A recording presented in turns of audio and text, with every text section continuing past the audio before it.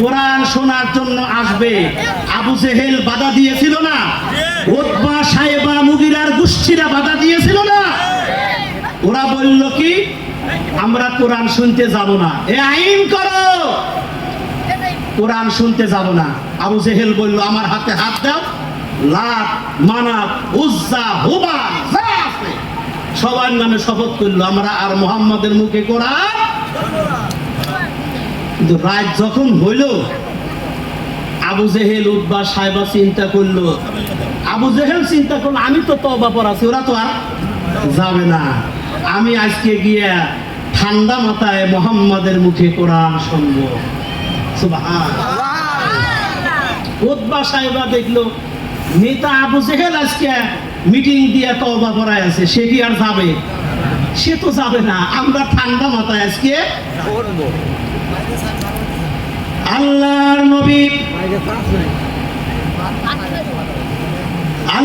নবী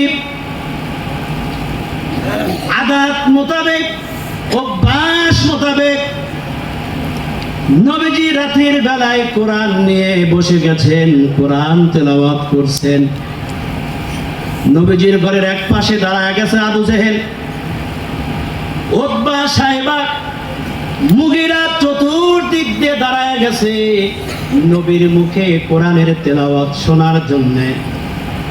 এই চারজন কাফের সারা রাত নবীর তেলাওয়াত শুনেছেন, দাঁড়ানো থেকে বসার সময়টুকু পায় নাই।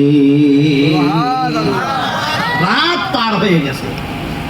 সকালবেলা আবু জেহেল মাথা নিচু করে যায়। উতবা সাইবা চিন্তা করে আর বেশি দেরি করা যায় না, সকাল হয়ে গেলে তওবা ভঙ্গের কারণে আসামি হয়ে যাব, তাড়াতাড়ি করে চলে যাই। দৌড় দিয়েছে, রাতের আধারে কি করেছে? দৌড়। এখন একজন আর একজনের পায়ে গিয়া মারিলে, তুই কে রে? আবু জেহেল। তুই কে? আমি আবু সুফিয়ান, আমি উতবা সাইবা।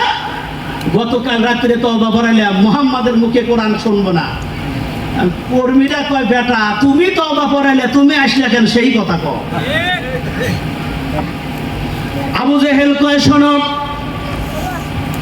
এইভাবে করে মিটিং করে রাস্তার মোড়ে মোড়ে দাঁড়ায় মানুষদেরকে কোরআন শোনা থেকে বন্ধ করা যাবে না, মানুষদেরকে এভাবে করে নিষেধ করে